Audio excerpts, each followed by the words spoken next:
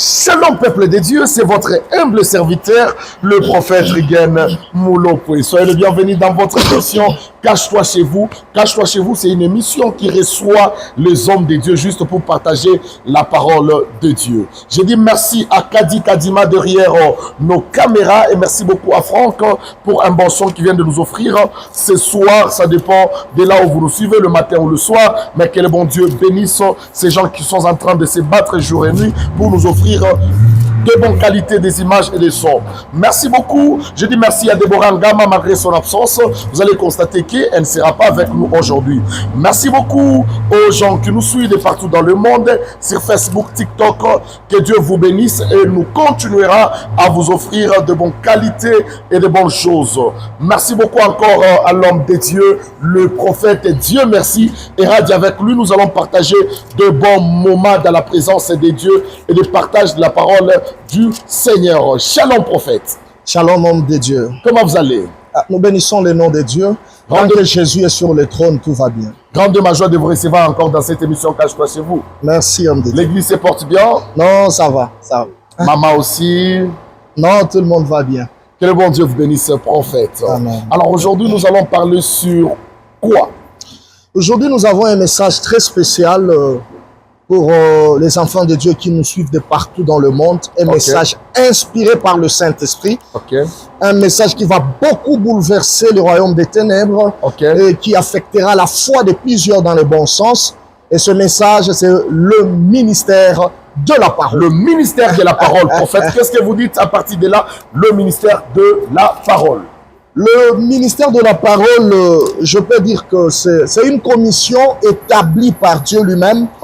Une commission divine en vue de continuer l'œuvre de notre Seigneur Jésus-Christ dans la vie des croyants sur la terre. Voilà, au fait. Sur la terre. Qu'est-ce que vous voulez dire à partir de là? Je pense que ça va me permettre de développer et d'entrer en profondeur de ce message. Mais avant d'entrer en profondeur de ce message, nous allons d'abord donner deux textes de base. Le premier texte de base, c'est Exode 32, son 19e verset, que je vais expliquer pour gagner le temps. Le deuxième texte de base, c'est Ephésiens 4 et 11. Et là, je vais vous permettre de bien comprendre. Dans Exode 32, la Bible nous parle de l'histoire de Moïse et du peuple d'Israël. Mais dans Ephésiens 4 et 11, la Bible nous dit que, étant monté au ciel, Jésus a emmené les captifs. Il a fait des dons aux hommes en faisant le sien comme apôtre, comme prophète, comme docteur, comme pasteur et comme évangéliste. Mais vous savez très bien, il est écrit dans Ésaïe que à la loi et au témoignage, si le peuple de Dieu ne parle pas ainsi, le peuple ne verra pas la lumière. Ça veut dire... Et avant de comprendre sur le ministère de la parole, nous allons d'abord rentrer dans la loi de Moïse.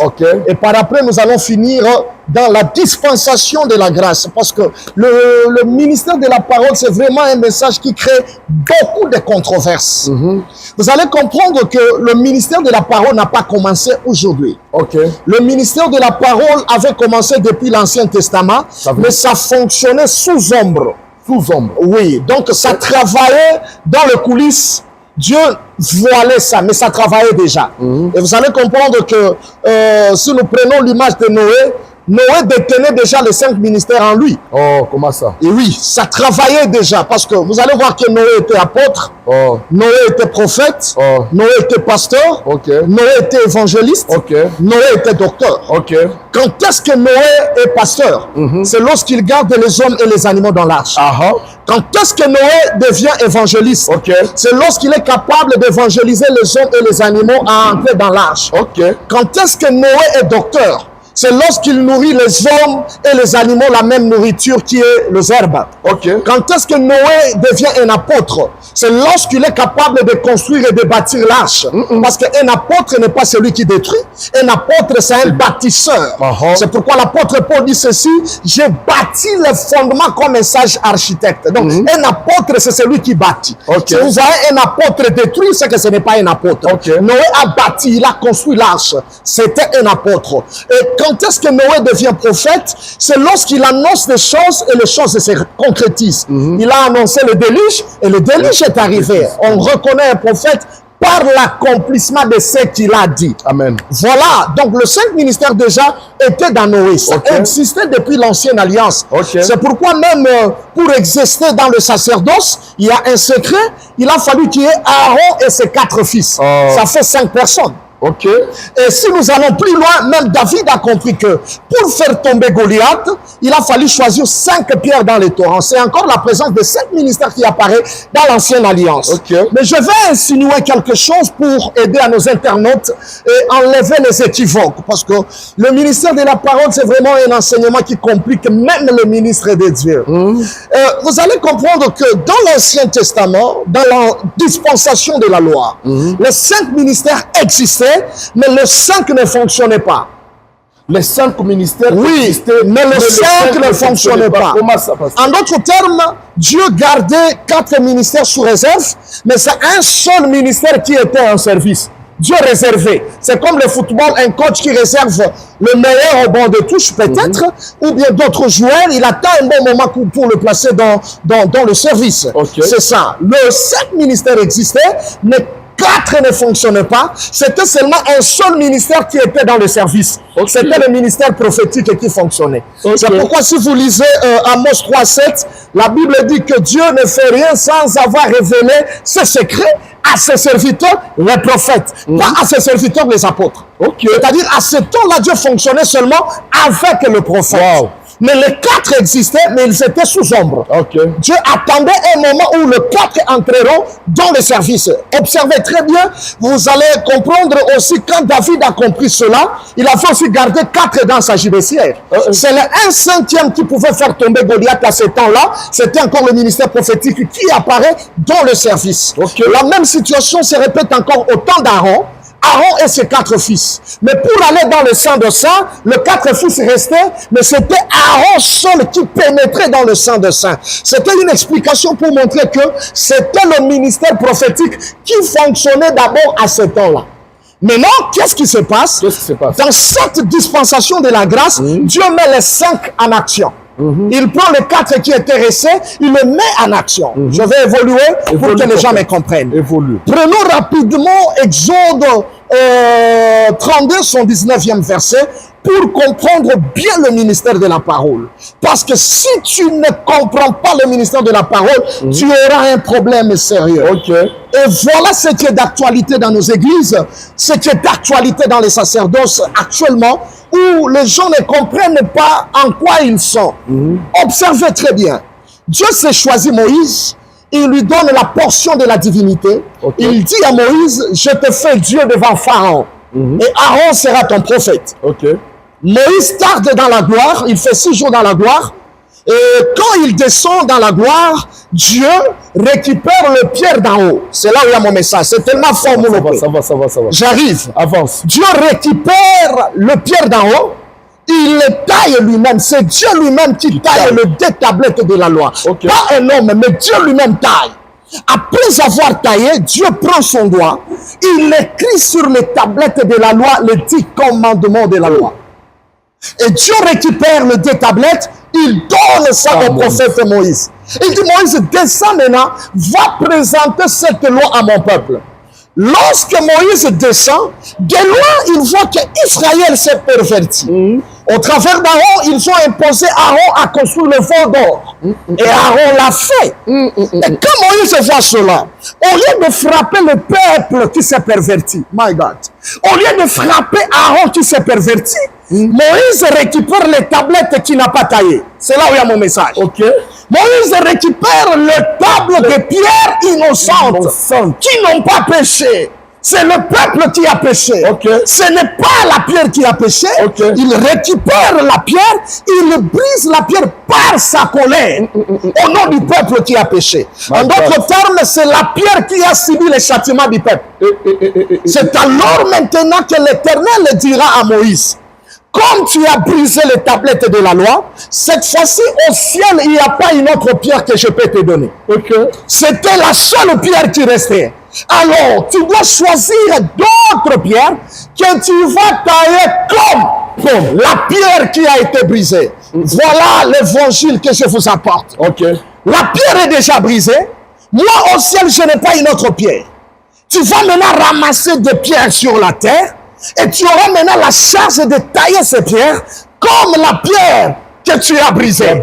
Oh, quelqu'un ne m'a pas compris. Quand la Bible nous parle d'une pierre, en réalité, la pierre peut expliquer aussi une personne. Ok. Si vous observez très bien les Écritures, nous connaissons des personnes qui sont de pierre. Daniel a vu la pierre qui sortait de la montagne sans les secours d'aucune main. Jacob avait posé la tête sur une pierre, il a reçu la vision. Israël était abreuvé par la soif. C'est la pierre qui est venue étancher la soif. Okay. La pierre, laquelle est cette pierre? L'apôtre Paul nous dit ceci, que Jésus-Christ est la pierre qu'on a rejetée par les bâtisseurs. Okay. C'est lui la principale des langues. Okay. Donc au ciel, Dieu avait une seule pierre. C'était Jésus-Christ de Nazareth. Okay. Et Jésus nous est venu du ciel. Il nous a été envoyé par Dieu. Mais à cause de ma perversion, à cause du péché de celui qui me suit en direct, à cause de tes fautes, Jésus a été brisé à ta place. C'est Moïse qui l'a brisé. Parce que Jésus a été condamné par la loi. Moïse symbolise la loi. Donc c'est la loi qui a condamné la pierre. La pierre qui n'a pas péché, la pierre a été brisée à la place du peuple. La pierre qui était innocente a été condamnée à ta place. C'est alors maintenant, comme au ciel il n'y avait pas le remplaçant de la pierre. Kimbangu n'est pas le remplaçant de Jésus. Mahomet n'est pas le remplaçant de Jésus. Branham n'est pas le remplaçant de Jésus. Au ciel, Dieu n'avait pas une autre pierre pour remplacer la pierre qui a été brisée à la croix. C'est alors maintenant qu'on va nous obliger de ramasser d'autres pierres sur la terre qui seront taillées comme la pierre qui a été brisée. Donc ces pierres qui seront ramassées ne sont pas des originaux, mais ils sont comme. Et c'est ça le ministre de la parole. C'est alors qu'on a ramassé l'évangéliste. Voilà la pierre, on ramasse le prophète. Voilà la pierre, on ramasse le docteur. Voilà la pierre, on ramasse l'apôtre. Voilà la pierre. Et ils seront taillés comme Jésus pour continuer l'œuvre que Jésus faisait. Donc, un ministre de la parole, il est la continuité de l'œuvre de Jésus-Christ sur la terre. Donc, le ministère de la parole, c'est la continuité. Je suis entré encore dans l'effet une équivoque. Il n'y a pas des apôtres sur la terre. Il n'y a pas de prophète sur la terre. Même moi, je ne suis pas prophète. Comment ça? Les bébés spirituels vont encore me compliquer la tâche. Il n'y a pas les docteurs sur la terre. Le prophète par excellence, c'est Jésus. Mais nous sommes comme. C'est pourquoi dans Ephésiens 4:11, la Bible dit clairement, il y a un verset de base, étant monté au ciel, il a emmené les captifs et il a fait les uns comme les prophètes. Donc nous sommes comme. Le véritable prophète, c'est Christ. C'est lui le prophète. Le véritable apôtre, c'est Jésus. C'est Jésus l'apôtre. Le véritable docteur, c'est Jésus. Dieu merci et radis, il est comme. Il a été taillé. Il a été ramassé en RDC. C'est pourquoi Dieu merci pour avoir des imperfections. Kimbangu a des imperfections. Mahomet en avait plein. Mais nous sommes taillés comme. Donc, un ministre de la parole, il a été taillé comme. Il est la continuité de l'œuvre de Jésus-Christ. C'est-à-dire, si Jésus avait l'amour, le ministre doit être l'expression de l'amour. Aujourd'hui, nous assistons à des gens qui corrigent les autres au nom de la haine, au nom du courage, mais pas au nom de l'amour. Nous assistons à des gens qui se donnent des poisons aujourd'hui dans des églises et ils se disent que ce sont des ministres de Dieu. Aujourd'hui, le diable est tranquille. Il n'est pas dérangé. Le ministre a oublié leur vocation. Ils ont oublié de l'attaquer. Aujourd'hui, nous nous attaquons entre nous. Le diable a croisé les bras parce que le ministre n'a pas été taillé comme Jésus-Christ. Quel que soit qui tu es, quelle que soit la grâce que tu as, quel que soit le niveau que tu as, quel que soit l'appel que tu as, accepte d'être taillé comme Jésus-Christ. C'est ça le ministère de la parole. Que le Seigneur vous bénisse. C'est ça le ministère de la parole. Que le Seigneur vous bénisse. Moi, je trouve que prophète, il y a d'autres personnes qui ne vont pas accepter. Personnellement, moi, tu m'expliques bien. Parce qu'au début, là, tu as dit que ici, sous la terre, il n'y a pas des apôtres. Il n'y a pas de prophètes. Il n'y a pas des évangélistes. Il y a comme. C'est ce français-là que les gens confondent à la révélation. Comme c'est quelque chose qui compare. Si on me dit que je suis comme un moule au poing, c'est la comparaison. C'est la comparaison. Je ne suis pas moule au poing, je suis comme. Nous ne sommes pas des C'est oginots. pourquoi Ephésiens 4 et 11 nous dit clairement, ils ont placé les uns comme les apôtres. La véritable pierre, elle a été déjà brisée par Moïse. Mais, On prophète, ramasse des menaces de pierre pour les tailler comme. mais à la croix, la Bible nous dit à la croix, plusieurs prédicateurs disent ceci, à la croix, tout est accompli. Oui. Donc, tout. Bon, ça c'est vraiment complexe. Quand on dit qu'à la croix tout est accompli, qu'est-ce qui est accompli à la croix? Étant comme prophète, je viens souligner quelque chose. Ce qui est accompli à la croix, c'est la loi, les psaumes et les prophètes. Ça, c'est dans un sens concret. Parce que les gens confondent l'accomplissement de la croix à l'accomplissement de plusieurs choses. Pour vous ajouter encore l'idée, si je suis dans la ligne, il y a ceux-là qui disent qu'on n'a plus besoin de chasser les démons. Il n'y a plus question de liens. Il n'y a plus question des hôtels. Il n'y a plus parce question de qu'à la croix, tout est accompli. Et d'autres nous disent, bon, c'est vrai, c'est écrit même, ils disent qu'il n'y a plus de condamnation pour tout celui qui est en Christ. Bon, moi, je pense que pour comprendre ce message, il faut faire un voyage dans Juge 8, verset 2. Ça dit quoi? Si tu as un problème de ça, rentre dans Juge 8, verset 2, tu vas comprendre. Parce que ton niveau vraiment est trop bas. Nous devons te ramasser par là, à la loi et au témoignage. Observez très bien, prophète Reagan. Ok. Pour que tu comprennes ça, dans Juge 8, verset 2, l'homme de Gédéon est parti en combat seul, sans associer ce frère. Et il a frappé les Mandianites. Il a reçu la victoire. Ça a créé la jalousie.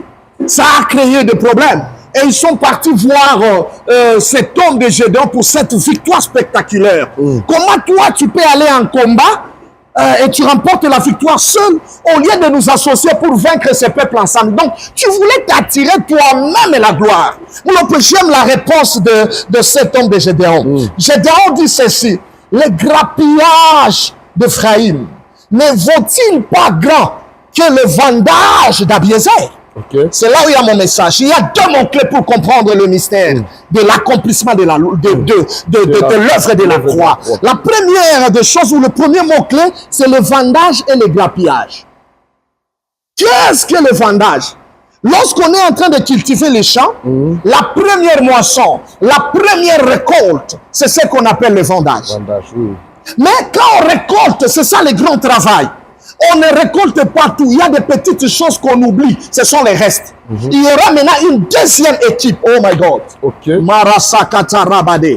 Qui viendra maintenant récupérer ces restes-là pour finir cette moisson. En d'autres termes, entre le vendage et le grappillage, quel est le grand travail? Je pense que le prophète Moulopo, c'est le vendage. C'est celui qui a fait le vendage, qui a récolté un grand travail. Mais le grappillage est venu compléter l'œuvre du vendage. Quelqu'un n'a pas compris.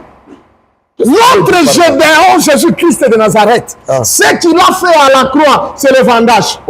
Mais il n'a pas tout fini, qu'on ne te trompe pas. Après l'œuvre de la croix, les gens vivent la malédiction d'Éden.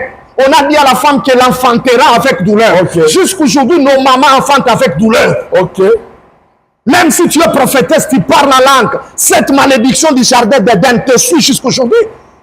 Les hommes continuent à chercher à la sueur de leur front. Même si tu es sauvé, pour manger, tu dois souffrir.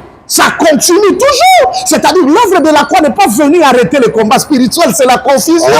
C'est une grande œuvre, c'est le vendage. Mais le ministre de Dieu, il vient maintenant faire le grappillage. Et c'est ce grappillage qui signifie chasser vos maladies, la délivrance des hôtels, le combat spirituel, la prophétie, l'enseignement. Donc c'est l'œuvre toujours du 5 ministères. L'œuvre de la croix, c'est le vendage, mais les 5 ministères continuent le grappillage. À l'exemple de l'apôtre Paul qui a croisé Jésus dans le chemin de Damasque. Il a reçu la révélation du Seigneur Jésus-Christ, mais quelque part dans la Bible, il prie, il demande à Dieu de lui enlever quelque chose qui était sur son dos. Et Dieu lui dit, l'apôtre Paul dit ceci, qu'on a mandaté un ange des ténèbres pour venir lui mettre ça, pour qu'il ne se glorifie pas de la foi. Bon, lui qui est sauvé par la croix, qu'est-ce que l'ange du ténèbre vient encore faire dans son corps? Donc c'est possible d'être combattu spirituellement. L'œuvre de la croix n'est pas venue annuler les combats spirituels. C'est pourquoi les hôtels existent. Nous devons les briser, les affronter. La malédiction opère toujours dans nos familles. Il y a des pasteurs qui disent cela, mais qui ont un problème de lien. La vie que son père a menée, c'est la même vie qu'il est en train de répéter. Il est victime de la réclamation de lien. Il est dans le ministère, mais avec le lien de la pauvreté, il n'avance pas malgré ses prières. En fait, je me rappelle, il y a quelqu'un qui avait dit sur les réseaux sociaux, d'ailleurs, je dois parler de ça. Il a dit ceci, moi je ne peux pas organiser une manifestation. Je ne peux pas organiser une manifestation, j'appelle les gens à l'église, venir leur dire que nous allons briser les liens de la pauvreté. Ça c'est passé le temps. Même si quelqu'un peut travailler, il peut trouver l'argent, quelqu'un peut faire ça, il va trouver l'argent. Est-ce que les liens de la pauvreté existent? Les liens existent. Les liens existent. Est-ce qu'on peut faire un culte d'enseignement des liens? Est-ce qu'on peut faire, on peut prendre le temps de prière pour les liens, les liens? Oui, les liens existent, qu'on ne te trompe pas, ça existe. Je vais te faire un mouvement seulement simple et tu vas comprendre, tu vas beaucoup aimer. N'est-ce pas? Regardez très bien. Abraham a un problème sérieux, il a le mensonge. Oui. N'est-ce pas? Il tombe dans le milieu d'un roi qui aime sa femme. Abraham ment, il dit que Sarah c'est sa soeur. Le mensonge, n'est-ce pas? Isaac, le même lien le réclame. Il arrive même à dire aussi que Rebecca, devant un roi, c'est sa soeur. Ce qui était dans son père, ça tombe sur lui. Jacob aussi, dans la même famille, la 3e génération, il devient encore un expert du mensonge. On l'appelle même usurpateur. Là, Jacob ne trompe pas le roi, mais il trompe son père. Il s'est fait Esaü alors que lui c'est Jacob. On a même détecté la voix, mais il continue à mentir. Non, papa, c'est moi Esaü. Le mensonge apparaît jusqu'à la 3e génération. On laisse maintenant Jacob, nous arrivons à la 4e génération. C'est là où maintenant les fils de Jacob se mettent ensemble pour tromper Jacob que Joseph était mort alors que Joseph était vendu en Égypte. Ça, c'est un lien de mensonge qui transcende les générations. Il y a des gens qui souffrent avec cette réalité spirituelle. Les liens existent et qu'on ne vous trompe pas. C'est pourquoi l'apôtre Paul dit, nous ne combattons pas contre la chair ni les sangs. Donc nous sommes d'abord dans un combat. On peut combattre le lien, on peut briser les liens, on peut faire tomber le lien. Celui qui prêche sur ça, moi particulièrement, je ne prêche pas sur ça, mais je peux défendre ça parce que c'est biblique. Le lien existe, le lien existe. Alors nous allons continuer avec le prophète Dieu merci. Le samedi prochain, vous allez nous suivre de partout dans le monde. Que le bon Dieu vous bénisse. Merci beaucoup, prophète. Merci beaucoup, prophète. Je dis merci à Kadi Kadima, 10 000 carats, l'homme fort. Je dis merci à Frank Fender pour le travail qu'il est en train de faire dans Cache-toi. Que le bon Dieu vous bénisse. Merci beaucoup, Deborah Ngama, Raphaël Mouzalimoya. Sans oublier Mama Wakatanga, accompagné de mon bébé qui s'appelle... Je peux citer son nom. Joyeux anniversaire, maman. Joyeux anniversaire. Merci beaucoup. À toi, Yohan Kassongo. Que le bon Dieu vous bénisse. Hey.